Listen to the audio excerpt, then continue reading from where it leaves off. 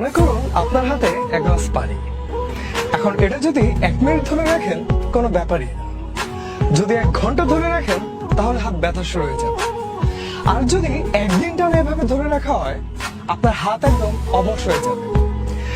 মজার ব্যাপার হচ্ছে এই পুরোটা সময় পানির ওজনের কিন্তু কোনো পরিবর্তন হচ্ছে না, কিন্তু আপনি যত বেশি সময় ধরে রাখবেন গ্লাস, এটা ততই ভারী মনে হতে থাকবে।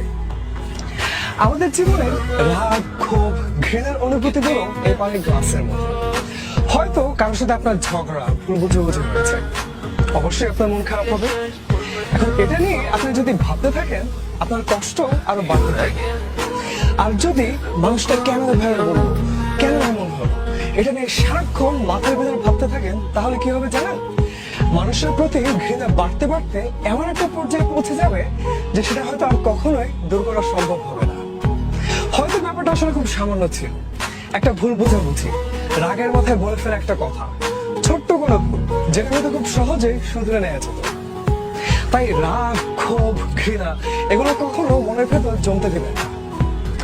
যদি কখনো কারোর সাথে আমার ঝগড়া বা ভুল বোঝাবুঝি হয়, আপনার ইগোকে ঝেড়ে ফেলুন। মানুষটার সাথে ঠান্ডা মাথায় খোলাখুলি কথা বলুন, দেখবেন সব ঠিক হয়ে যাবে। খাওয়া মনের ভিতর রাগ বা ক্ষোভ বসে নিজেকে কষ্ট